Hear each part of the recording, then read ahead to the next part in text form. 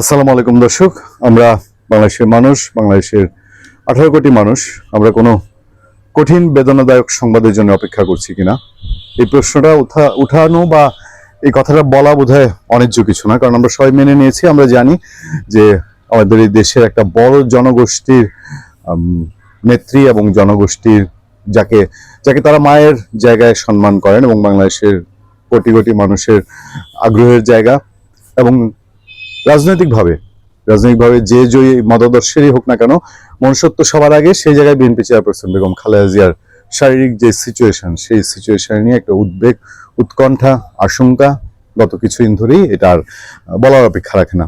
ফলে গত রাতে, আজ আমি 28 ডিসেম্বর 2025 যখন কথা বলছি, তার আগের রাতে যখন মেডিকেল বোর্ডের চিকিৎসকরা এজেডএম জাহিদ হোসেন, বিএনপির চেয়ারপারসনের চিকিৎসক এবং একই সাথে বিএনপির স্থায়ী কমিটির সদস্য, তিনি যখন জানিয়েছেন যে বেগম খালেদা জিয়া অত্যন্ত সংকটময় সময় পার করছেন, তার মানে তার তো এটা রাজনৈতিক সংকট না, অর্থনৈতিক, পারিবারিক, অন্য কোনো সংকট না, শুধুমাত্র জীবন মৃত্যুর যে খেলা শুধু উপরওয়ালার হাতে, সেই খেলার সংকটময় জায়গায় এই ধরাধামে মানুষের জীবনে জীবন মৃত্যু দুটি অনিবার্য, সেই জায়গাটি মিন করে হয়তো বলছেন। কারণ আর তো শব্দ ভান্ডারে খালেদা জিয়ার শারীরিক অবস্থা কতটা সংকটাপন্ন, কতটা খারাপ, কতটা তিনি শুধু উপরওয়ালার অলৌকিকতা বেঁচে আছেন, এটার কোনো শব্দ ভান্ডার দিয়ে এটা আর ব্যাখ্যা করার নেই। এটা এজেডএম জাহিদ হোসেনের ভাষায় বলা যেতে পারে বিএনপি চেয়ারপারসনের বড় ছেলে তারেক রহমান, তিনি ভাগ্যবান বলবো যে অন্তত শেষ সায়নের নিজের জন্মদাত্রী মায়ের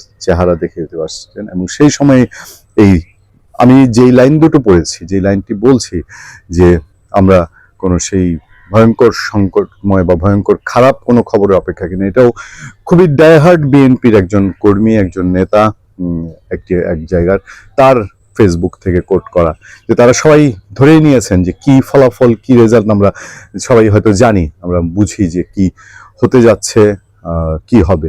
তারেক রহমান দেশে আছেন, তার মাকে দেখতে গিয়েছেন, দুবার দেখতে গিয়েছেন, সন্তান অসংখ্যবার যাবেন, এটাই স্বাভাবিক।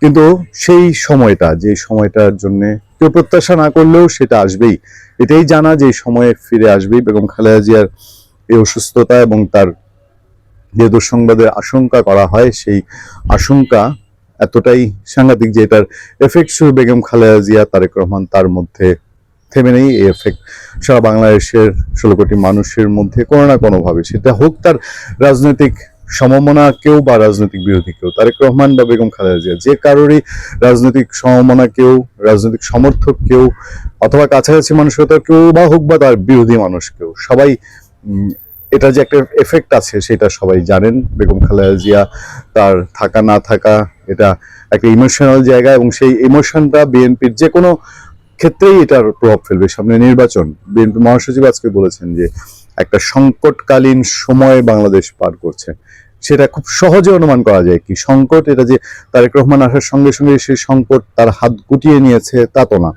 ফলে এই সময়ে বেগম খালেদা জিয়া নিয়ে যে কোনো তথ্য, যে কোনো খবরই, সেটা রাজনীতির জন্যও একটা নতুন খবর এবং নতুন দিক। সুতরাং নিশ্চয়ই বিএনপির জন্য খুব ধীরে চলা, স্থির চলা এবং ভুল না করে চলা, এটা অনেক গুরুত্বপূর্ণ হয়ে উঠবে। ভালো থাকবেন, সুস্থ থাকবেন। আপনার সাথে আমি আতিক রহমান, পূর্ণিয়া।